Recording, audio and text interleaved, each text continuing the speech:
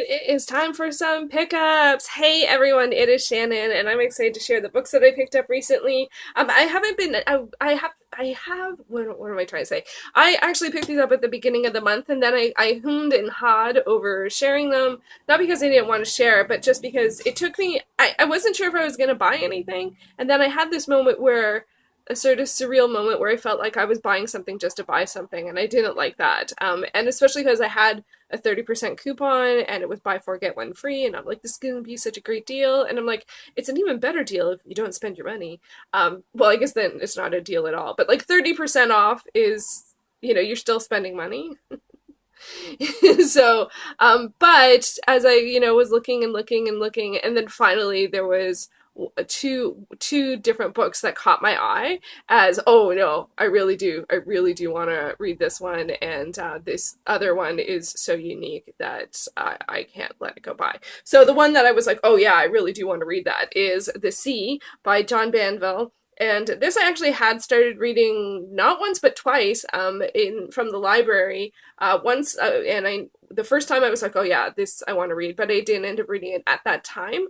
And then I almost read it for Beta Books.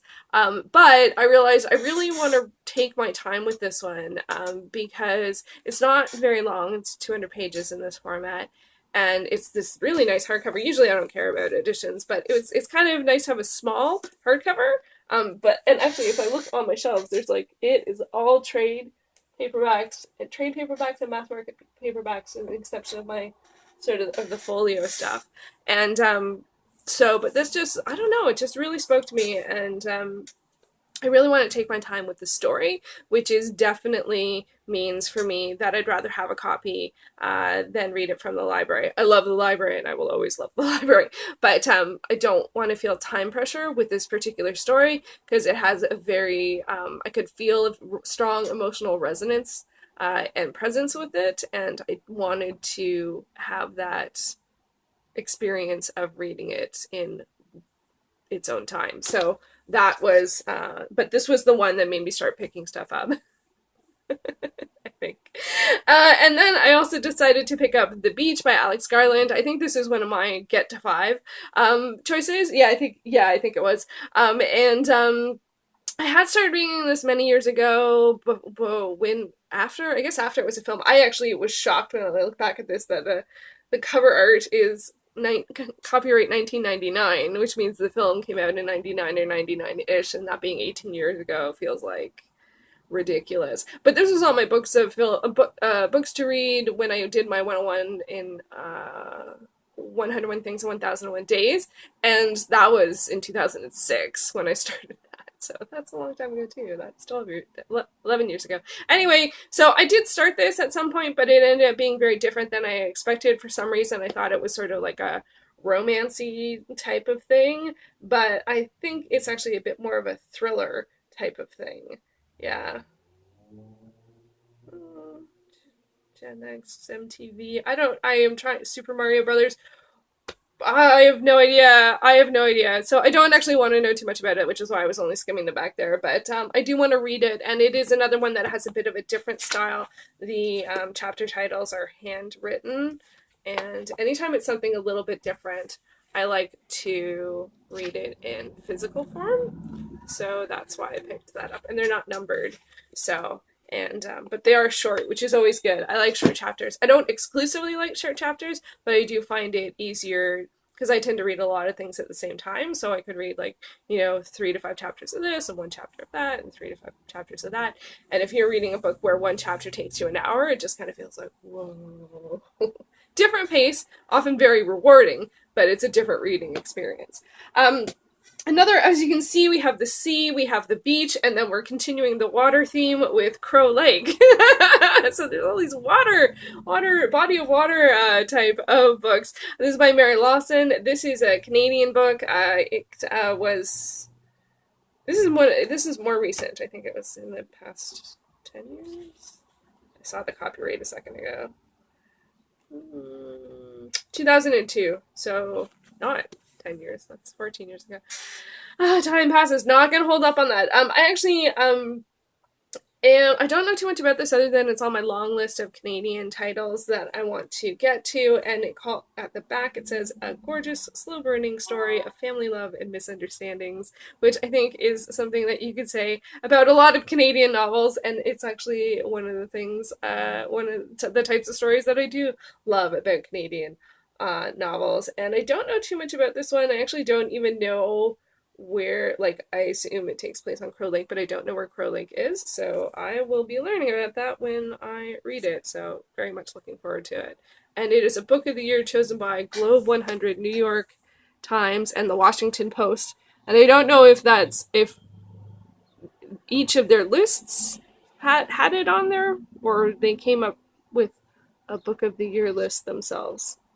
Can you tell I'm working through my language book and I'm working on plural nouns, and I'm not sure. Book of the year is singular. Book of the year? A book of the year. Let's look at that again. A book of the year as chosen by the Globe 100. Yeah, that feels like it's one list. I don't think that's the case. I would imagine it was on all of their individual lists for Book of the Year. Anyway, okay, plural nouns. I will get there. Keeping it Canadian, and this is the one that was like, okay, I have never seen this. I have never heard of this. I had no idea this existed. I have to get this. It is so, like, what? This exists?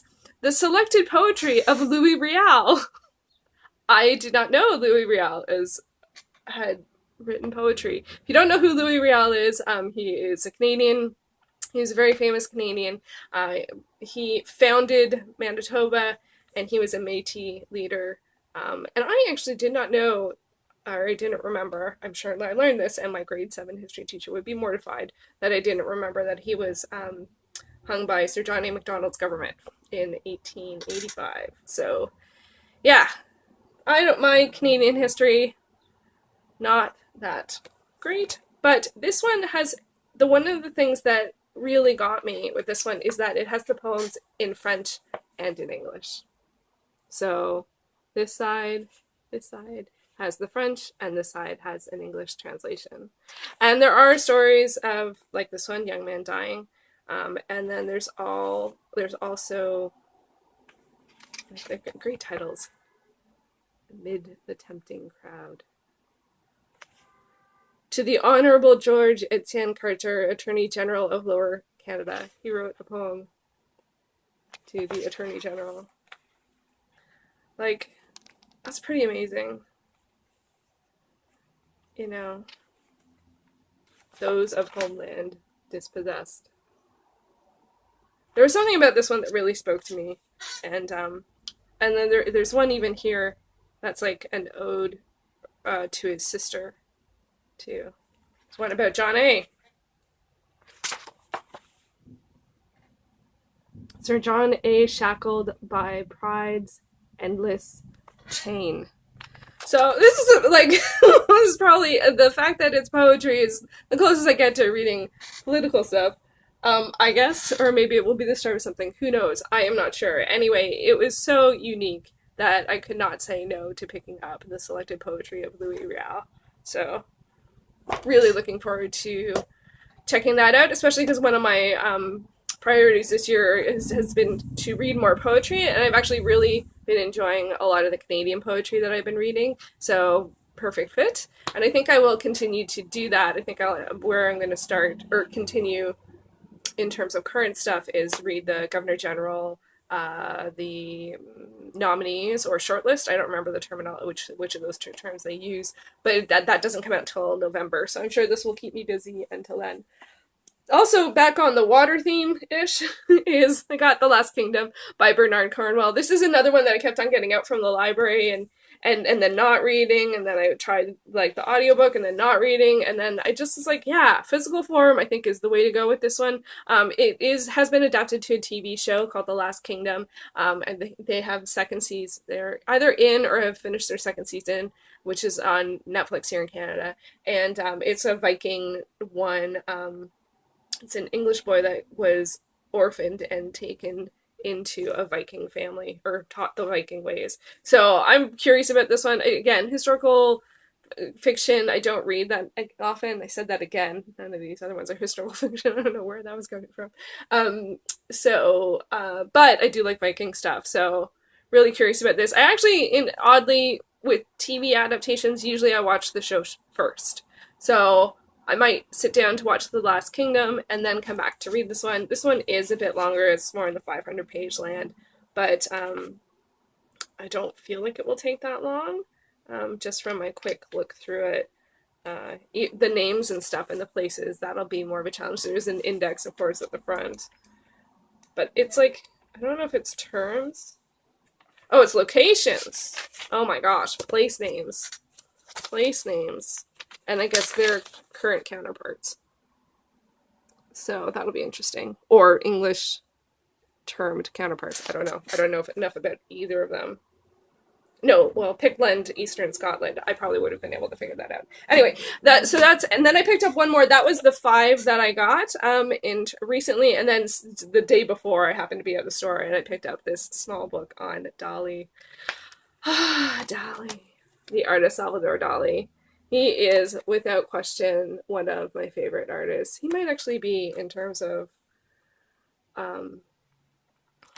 visual arts, my favorite. I think he is my favorite. Is he my favorite? My favorite designer is Jean-Paul Gaultier. I think he is my favorite artist. Favorite's a weird term. I find him to be just so compelling. Although I read Diary of a Genius when I was at art school, I was like, wow, given the title. What an ego. What an ego. What an ego. But he did such interesting work, and I really enjoy surrealism. I love the juxtaposition of things you wouldn't expect beside each other, and also the I was gonna say the audacity, but that's a little louder than I mean it. Like the strength and power in your own vision to not have to follow rules or conform. I think that's great. And so I find him very inspirational from that stuff. And also his stuff is so crazy. Like, it's just so weird. And I like that too. So there you go. That is my haul. And I think out of all of those books, I think I was going to say I'm most likely to pick up The Sea first. But that is actually, I'm trying to feel like I think there's something else I'm reading that might be a little too similar. So I might pick up The Beach first out of those. Or the poetry. Actually, no, the poetry. I'm going to start with the poetry. Hold me to it. Louis Riel poetry. Has anyone else read this? Has anyone else heard of this? Swear to God, I had not. I had not. Poetry, Canadian poetry. Let's dive in. All right, thanks for watching.